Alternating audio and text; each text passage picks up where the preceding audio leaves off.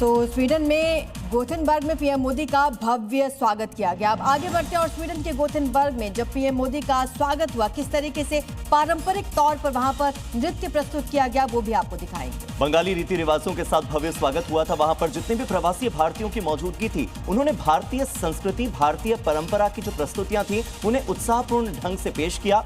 अभिनंदन से भारतीय संस्कृति की छटा कैसे विदेश में बिखरी, देखिए। स्वीडन के गोथेनबर्ग में पीएम मोदी का भव्य और सांस्कृतिक स्वागत किया गया। जिस होटल में पीएम मोदी ठहरे हुए हैं वहां भारतीय समुदाय और सांस्कृतिक समूहों ने पारंपरिक बंगाली रीति रिवाजों के साथ उनका अभिनंदन किया। बंगाली परिधान में सजी महिलाओं ने हाथों में पारंपरिक सूप लेकर प्रधानमंत्री का स्वागत किया और सांस्कृतिक प्रस्तुति भी दी। इस दौरान भारतीय संस्कृति और परंपरा की झलक साफ दिखाई दी। पीएम मोदी के स्वागत को लेकर प्रवासी भारतीयों में खास उत्साह देखने को मिला। पश्चिम बंगाल में शुभेंदु अधिकारी सत्ता संभालते ही बड़े और कड़े फैसले ले रहे हैं। सड़क पर नमाज बंद करने के बाद अब शुभेंदु अधिकारी के रडार पर है अवैध मदरसे, जिन पर जल्द ही हंटर चलना तय है। लेकिन उसके पहले ही अवैध निर्माण पर शुभेंदु फोर्स का बुलडोजर एक्शन शुरू हो चुका है और शुभेंदु सरकार ने साफ कर दिया है कि किसी को भी जबरदस्ती परेशान तो नहीं करेंगे, लेकिन अवैध कुछ भी नहीं छोड़ेंगे।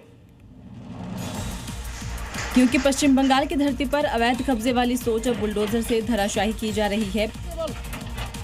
बंगाल में बुलडोजर कैसे न्याय की लकीर खींच रहा है, कैसे अवैध निर्माण को मिट्टी में मिला रहा है, भूमाफियाओं का राज कैसे खत्म कर रहा है, दंगाइयों के अड्डे कैसे खाक हो रहे हैं, वो आप इन तस्वीरों से समझ सकते हैं।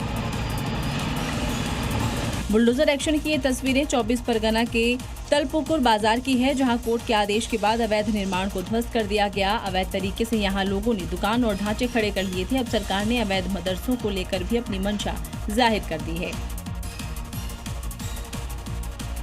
और अब खबर पीएम मोदी को लेकर। पीएम मोदी को स्वीडन में सर्वोच्च सम्मान दिया गया है। Royal order of polar star से उन्हें नवाजा गया। तो प्रधानमंत्री नरेंद्र मोदी को स्वीडन में royal order of polar star commander grand cross से नवाजा गया है। प्रधानमंत्री नरेंद्र मोदी को अब तक दुनिया के विभिन्न देशों और अलग अलग वैश्विक संस्थाओं की ओर से दिया जाने वाला ये 31वां अंतर्राष्ट्रीय सम्मान है।